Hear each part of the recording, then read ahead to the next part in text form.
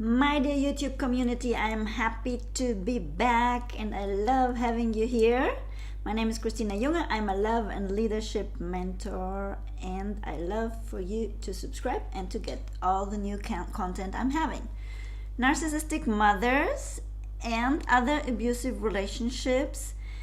And what is the question about staying extremely prone to stress, anxiety, to fear, to negative emotions and being dominated by it?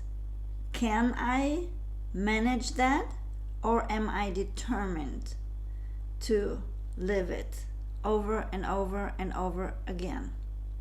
That's going to be the question here. I'm going to be talking about this, about looking deeper to see what is under my negative emotions, which is very delicate to go there.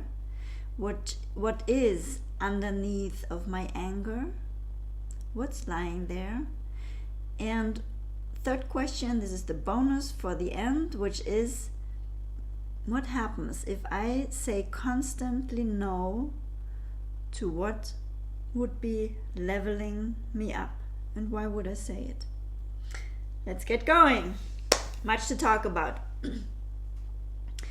If I have lived stressful relationships, if I have lived abuse, if I have lived all kinds of neglect, all kinds of somebody criticizing me, somebody constantly trying to make me live what they want me to be, or to not let me live up where I am capable to be because of letting me down, maintaining me small, of getting themselves grandiose and self-absorbed and self-sufficient and self-convinced, and people who don't leave me space there to be, to thrive, to be myself, to experience myself, to grow,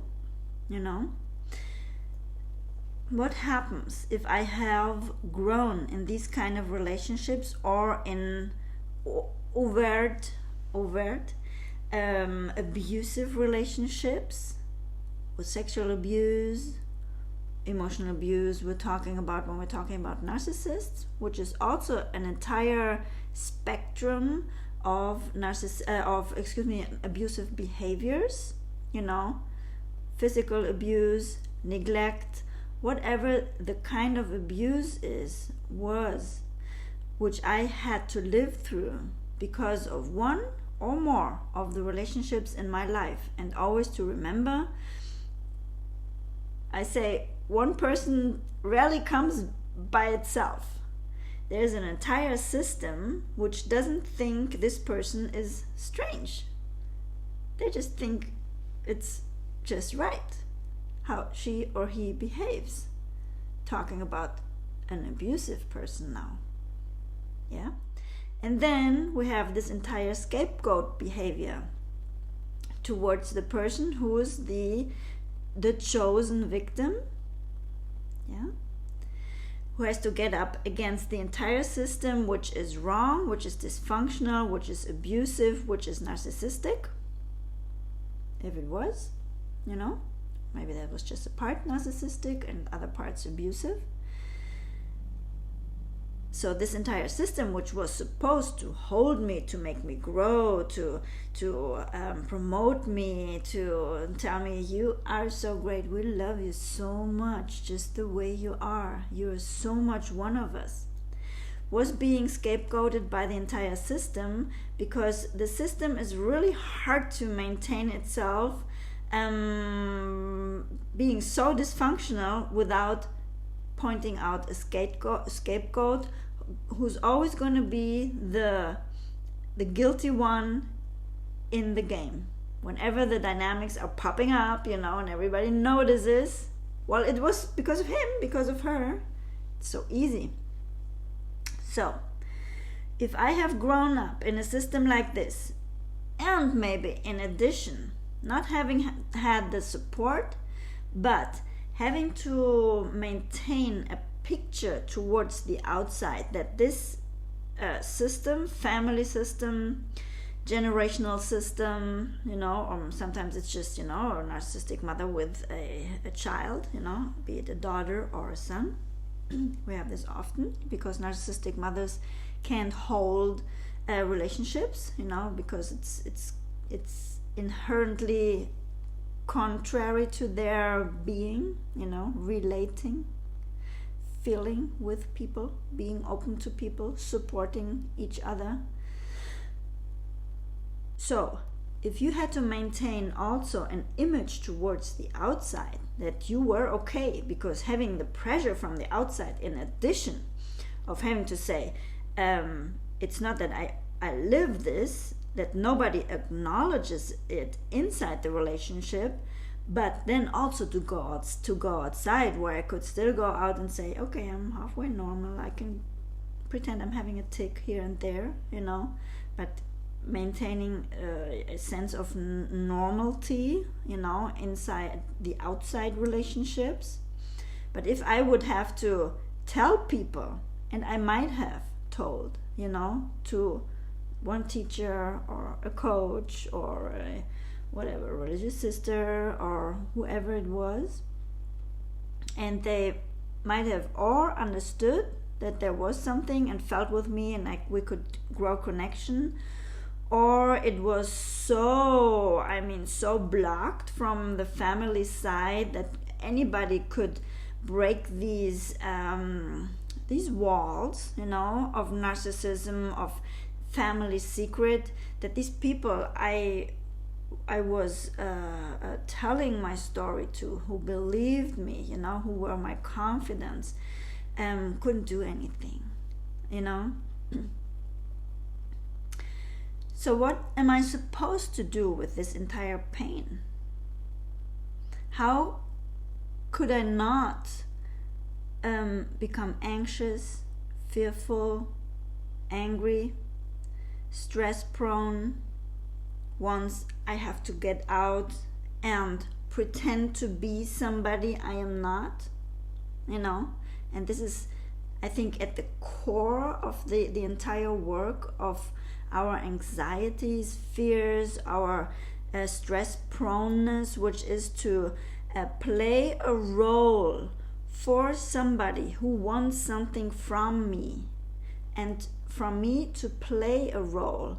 Mostly there's not those people I feel stress prone to, which want to hear from me, which want to be there for me. It could be that you suddenly get in with a person who is totally open, who is like a social worker or a teacher or somebody who has been trained, or who has done their work for themselves, who know the dynamics and who are open and who pull you in and listen to you and be there completely for you and see you completely, and you just crash, or you just close. And you're like, oh my God, this makes me even more anxious because I can't deal with so much openness, But I wasn't talking about this. I was talking about being in working relationships, relationships where you feel prone to stress, okay?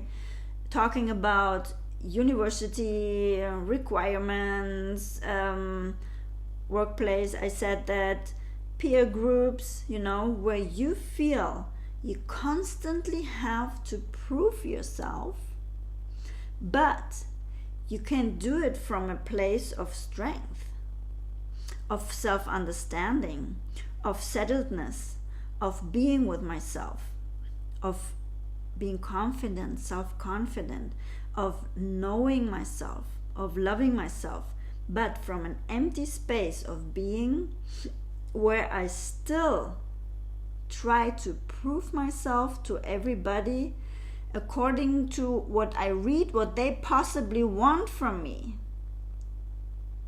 And I never get to know me. I never get to know my needs. I never get to know what I feel. I never get to the core of which is probably like cooking up, like being there ready to explode,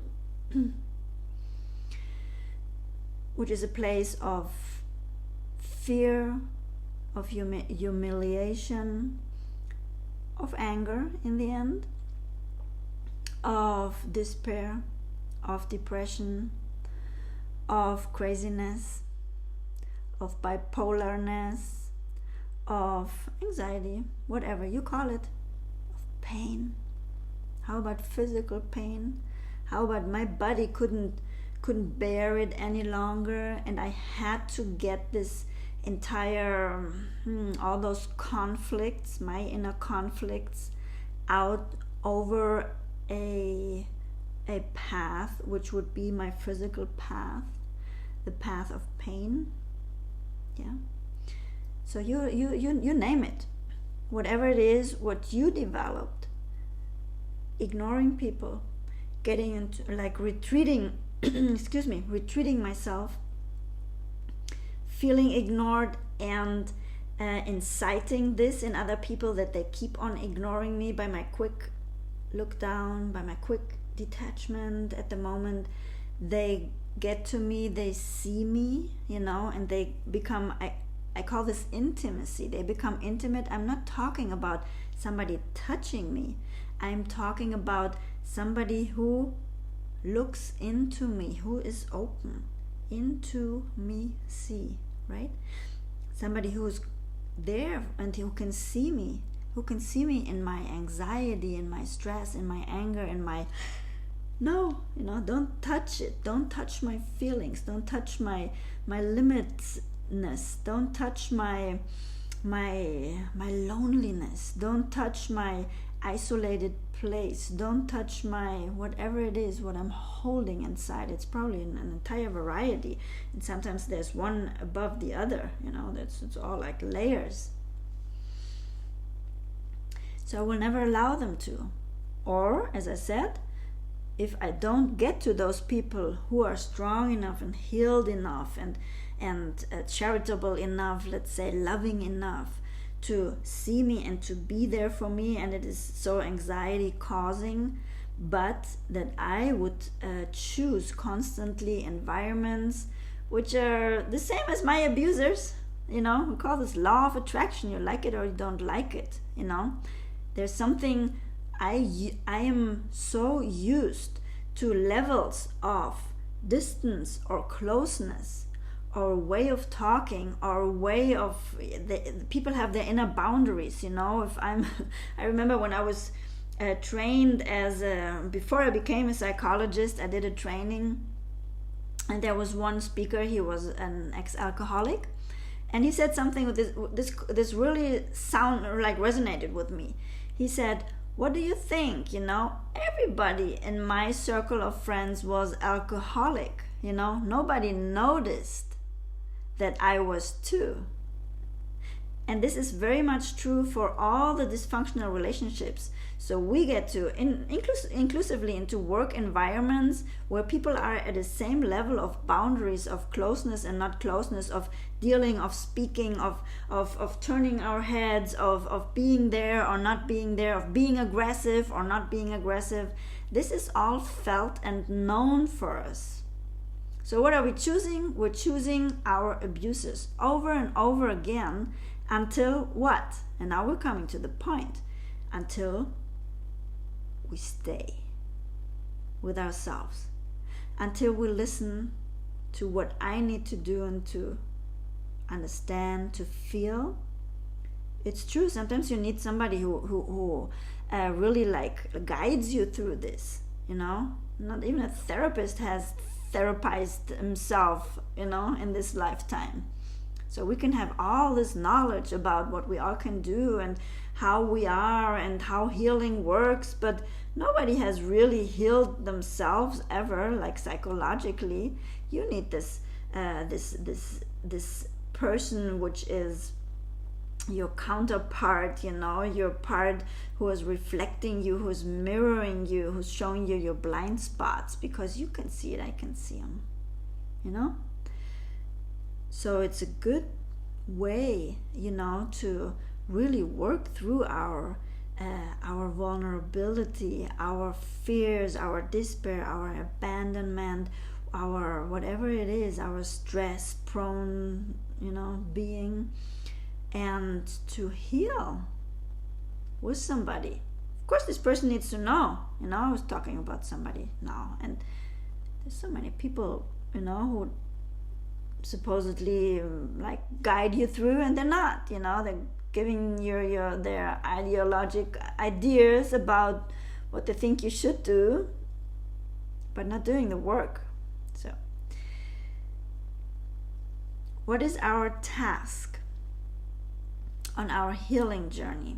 When I say, I'm getting so stressed, I'm getting anxieties, I'm getting panic attacks, I'm getting depressed, I'm getting whatever it is,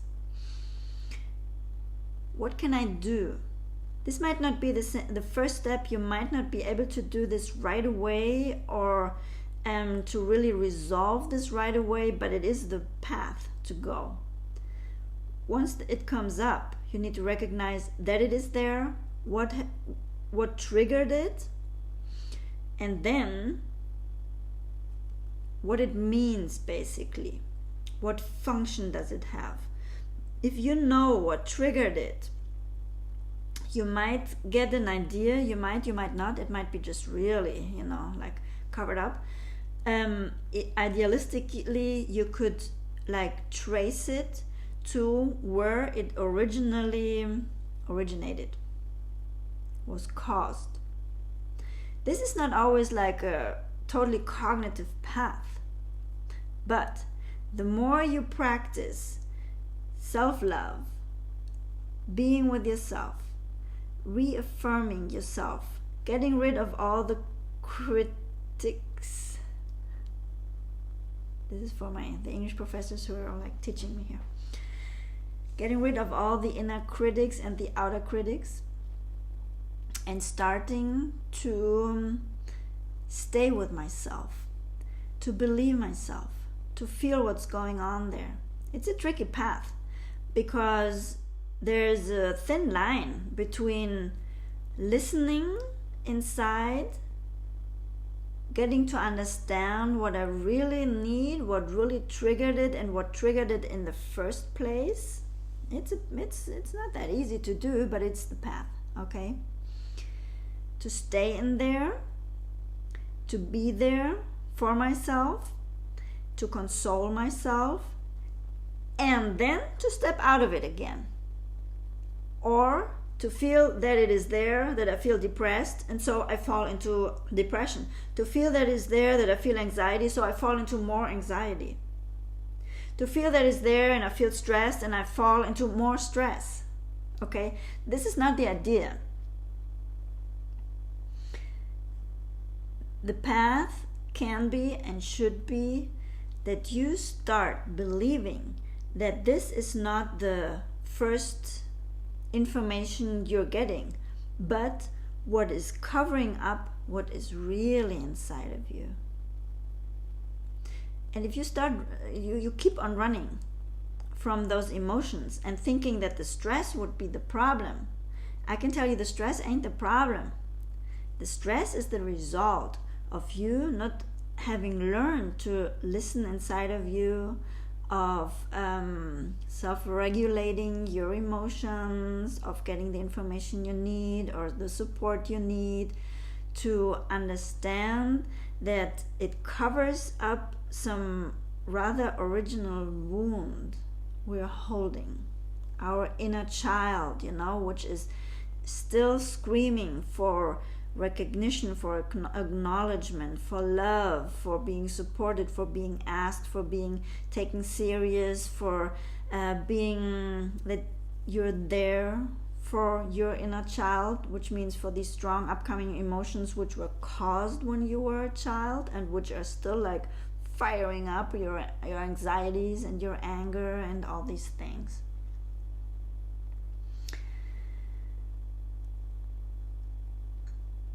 What happens if we keep on saying no to what levels me up, And it is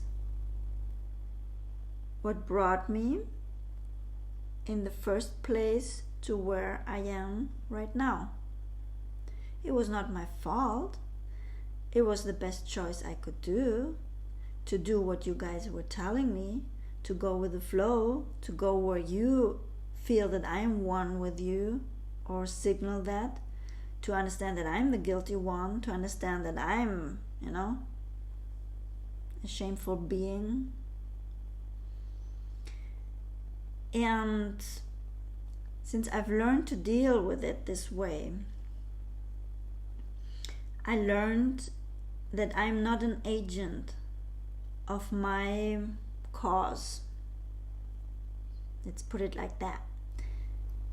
And that I can't get to the goals, to my purpose, to my healing, to wherever I want to get to.